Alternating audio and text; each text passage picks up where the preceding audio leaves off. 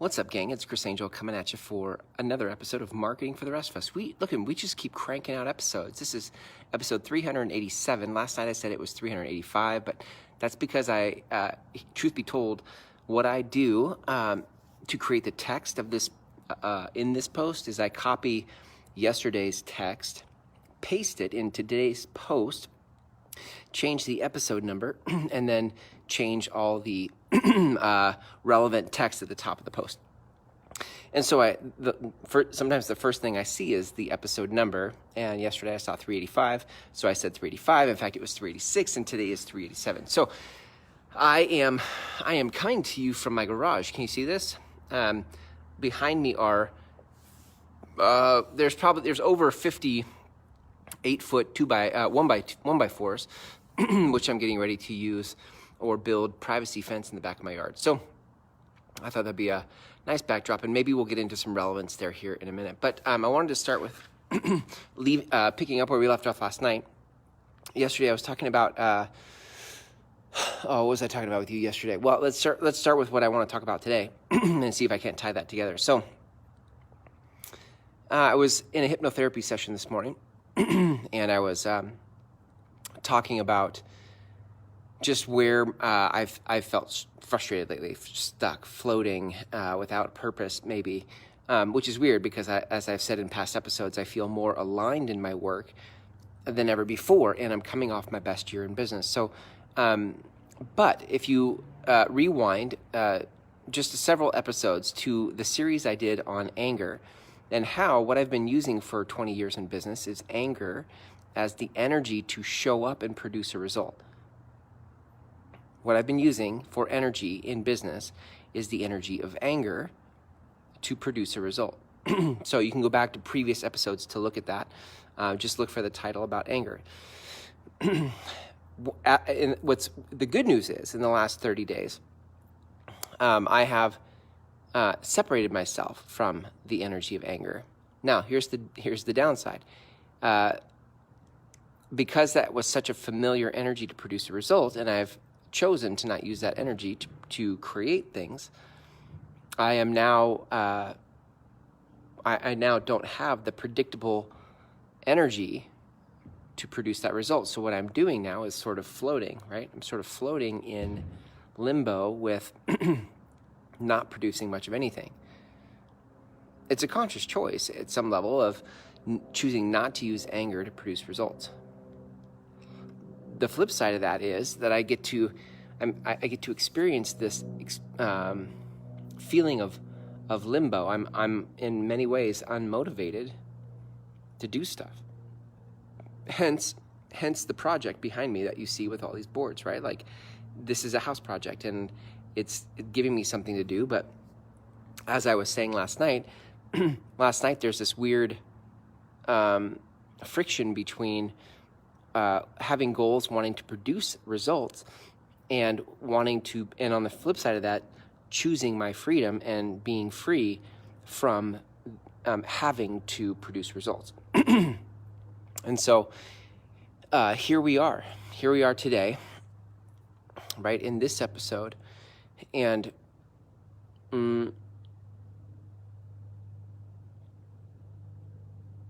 hold on, let me find my thoughts for you. let me find my thoughts for you. I went back to yesterday's episode for a minute, and then I totally spaced on today's episode.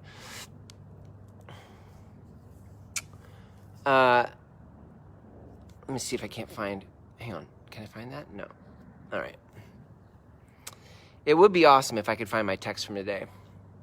It's always, truth be told, it's great to have little talking points, and the text, when I type the text for these posts, that gives me my talking points. And then if I can't remember, like in this very moment, I'm not remembering what those talking points were, I'm totally spacing, but that's okay. Well, let's just go back to my hypnotherapy session, because that's the place where I got access to this thing I want to share. So I'm somewhat stuck now in this space of not using anger to produce a result, and at the same time choosing my freedom, which is what I value. It's a deep value for me. And now I'm looking for other ways. Oh, here, totally got it. Okay. The title of this episode was Consumed by How, right? Consumed by How. Okay. All right. Thanks for hanging with me. Now let's continue. All right. So what I noticed this morning was that for 20 years in business, I've been consumed by the question of how. Like, how do I do that? And here's why. If I can give you the backstory of it, it might help you see not only how I got to where I was using anger to produce results, but how you might also have a similar pattern. So stay with me for a second. I got into business, period, at the age of 24 because I didn't know what else to do. And I had a deep-seated value of freedom. So I had tried teaching. Student teaching was brutal for me. I did not like teaching sixth graders at all. And my mentor teacher was a total tyrant. Didn't care for him either. It was just hard. And I didn't want to do that with my life. So I spent some time, and listen, by the way, before that, college was a dream for me. Like, I loved college. I was on fire about my spirituality. I was on fire for meeting people and asking them, what are you passionate about? That was my favorite question in college. and I would say I was a leader in college. Like, I think, and the cool part about college is there's no responsibility, right? Like, pretty much, you got to wake up and you got to eat food, and supposedly you're supposed to go to class, although I wasn't the best student. But for me, I really found myself in college, and so college was this amazing time. And I had no question in college about how. How was never a question that consumed me in college. College was like, I can't wait to see what happens today. Who am I going to meet today? I can't wait to meet the next person and find out what they're passionate about. And then quitting a master's program and not knowing what I wanted to do, I decided to go into real estate. Low barrier to entry.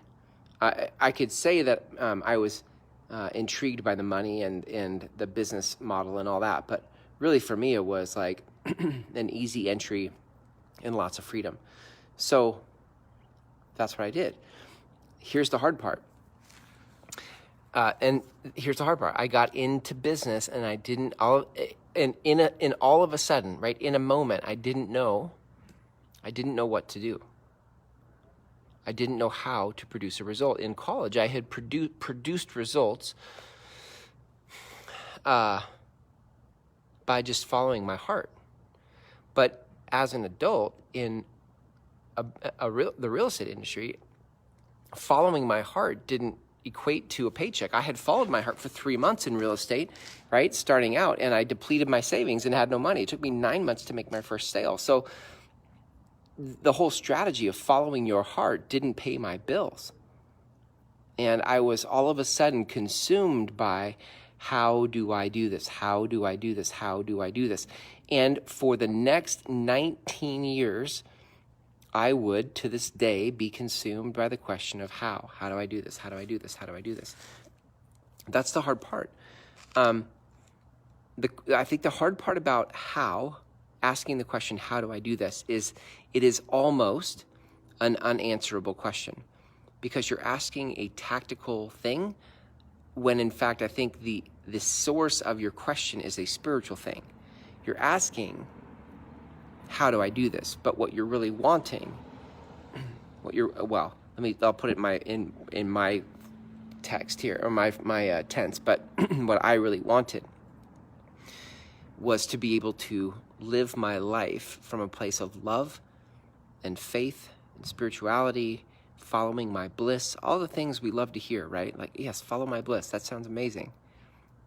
That's what I want. But I tried that and it didn't pay my bills. So what I noticed was there were a lot of detail. I'm not a detail guy. But in business, there are a lot of details. And what anger provided me, it was the tone or the voice in the back of my head that held my feet to the fire of doing the work. anger was the thing that held me accountable to doing the work, all the minutia, all the little things. My natural tendency is to pursue freedom and just to be like, what should we do today? My anger came back and be like, you don't have time for that. You need to go to work. Get to work. Figure this out. Let's go. How do you do this? How do you do this? How do you do this? So you can see that I was consumed by how. And if we bring this full circle to how we started today, right? Full circle to how we started this episode. Now that in the last 30 days that I've let anger go, I've chosen not to use anger now. Now that I see it, I've chosen not to use anger as the energy to produce a result. But what that's left me with is not knowing exactly what to do. And I'm noticing that without anger, I'm still noticing that there's this question of how do I do it? How do I do it? How do I do it? But without anger to hold my feet to the fire of how to do it, I don't really it's an obsolete question for me now. So now I'm moving into a really unknown territory. I'm like, I don't know what to do next. I'm not sure. We'll see. I feel like there's an opening here to follow my bliss. I feel like I've now come full circle in my life to that whole thing I always wanted, which was to just follow my bliss, play inside of my strengths. I think there's an opportunity for that now. But it's interesting because there is a part of me that's terrified to fall back on faith as a way to produce a result. I've produced the best results in my life from leaning on faith. Do you hear this? I've produced my best results in life when I have been in partnership with the divine. And it terrifies me because I can't control it, right? What anger gave me was something I could control, right? I could control myself to do the work, whether or not that work produced a result. But the results I produced were not near what I had envisioned. So I now have this opportunity, I think, to lean into faith. And that's not about religion, right? But leaning into partnering with the divine and seeing what shows up. And there's some part of me that just feels like, wow, that is not a strategy. But I think strategy lives in the land of how. I think strategy and how are really closely connected. And the kind of life I want to live is not bound by how. It's not bound by strategy. I want to live a life that has miracles all around it. I want to live a life that in many ways is unexplainable and in many ways is unbelievable. I want people to look at my life and be like, holy smokes, that's so inspiring. And it's inspiring not because Chris did amazing things. It's inspiring because do you see all that happened around him? But that doesn't come from strategy and predictable tactics. That comes from if you have work that is bigger than you, at some level you have to let go and lean into faith in that thing that is bigger than you. And that's where I'm at now. So that's where I'm at, right? For 20 years, I've been consumed by how. And now I'm at a crossroads, right? I'm at a fork in the trail. And what I get to do now is I could continue to try to produce results through discovering how and using anger to hold my feet to the fire, or I could lean into faith. I could lean into things unknown. And what's interesting about that is it actually is activating a different part of me. Anger and how activate a very detail-oriented side of me. But faith and love, that activates a different part of me that is way more, by the way, it's way more enjoyable to me. It's more natural to me.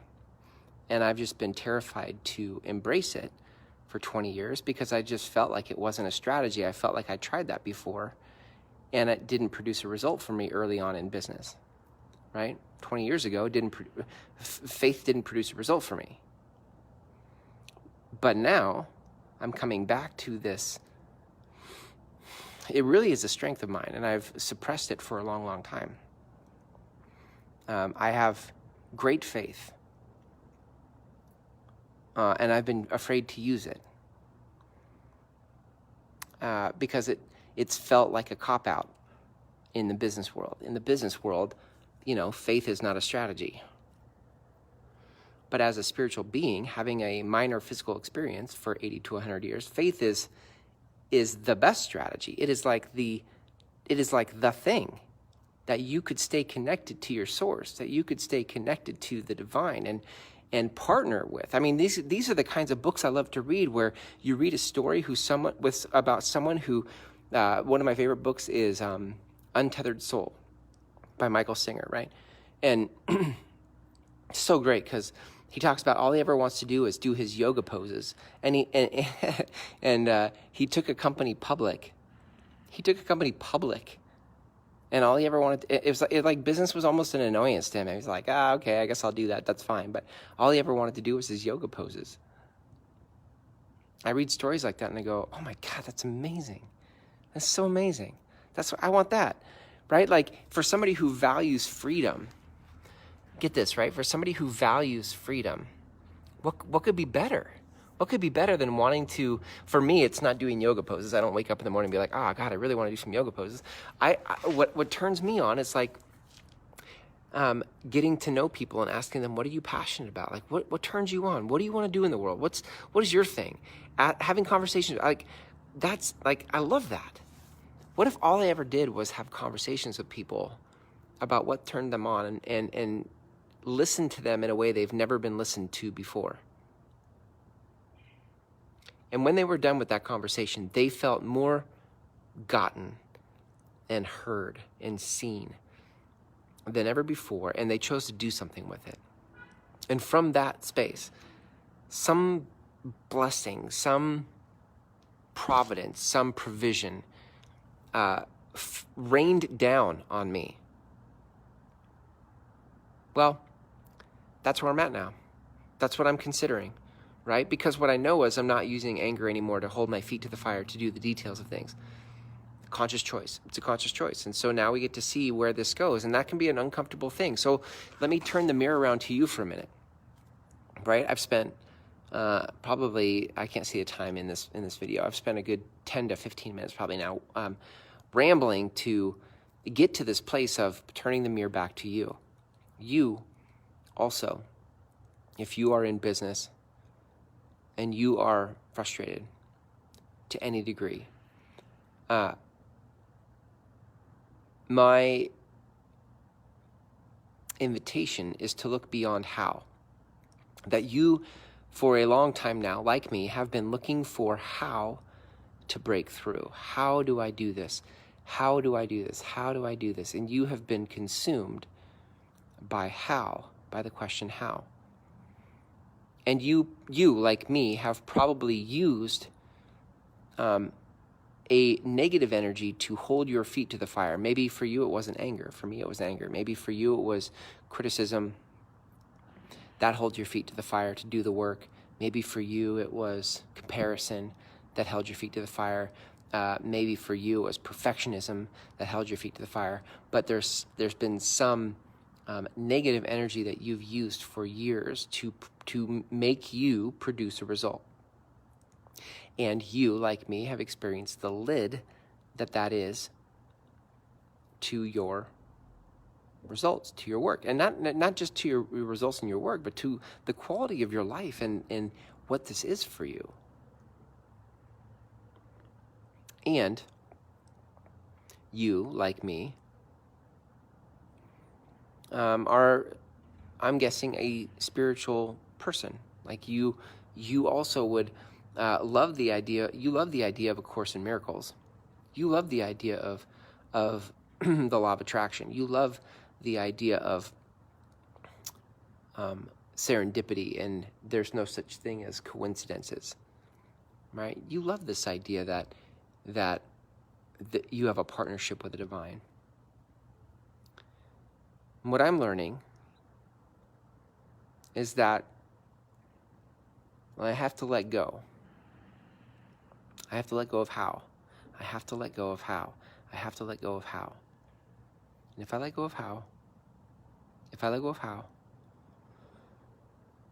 there's an opening for faith. There's an opening, a returning to things unseen, a partnership with the divine that I haven't been open to before.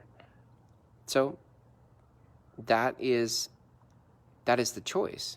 You get to choose controlling yourself, or you get to choose partnering with the divine, and those are two separate roads. And you may be at a crossroads. You may be at a spot where, and if you're like me also, you may feel like partnering with the divine is not a strategy, right? That's laughable. And yet there's something about deep in your soul, and if you go back to who you are as a kid, there's something about you that believes in something like that. But I believe to access that kind of experience in life, we have to let go of control. And I think asking the question how is a big indicator that you are stuck in a land of control. So there it is, gang. There it is. Do what you want with that. My invitation to you is to begin to, this show is about marketing and business, but I think a lot of times as spiritual beings in business, we're terrified to lean on the thing we're best at, which is our faith and our ability to seek truth and spiritual answers, because we feel like that's not a strategy. And I guess what I'm coming to and what I'm encouraging you to look at is maybe it is a strategy. It's not one that the world accepts. It's hard to go stand on stage and speak about how, I just leaned into faith and that was my strategy. But I'm not living my life for people on a stage. I want to live my life the way I want to live my life. So that's the question for you tonight, gang. Where are you at with that? Are you trying to control? Are you trying to control your life? Are you consumed by and stuck in the question of how? If you are, notice it and then see if there isn't some other. See if you can't find that part of you, that faith-based part of you, that faithful part of you that really not only wants to lean into partnering with the divine, but at some point in your life in the past you did, and living that way was beautiful and amazing, and that is what we're actually trying to get back to. So that's it for tonight, gang. This is a very rambly episode. I would love to hear your thoughts in the comments. If you have thoughts, please share them with me in the comments. I would love to hear what you got out of tonight. What spoke to you? Maybe nothing I said was the direct thing, but as you listened to me say something popped for you. What was that? Thanks for hanging out with me in this episode of Marketing for the Rest of Us. Until tomorrow when we go live again, here's to you partnering with the divine.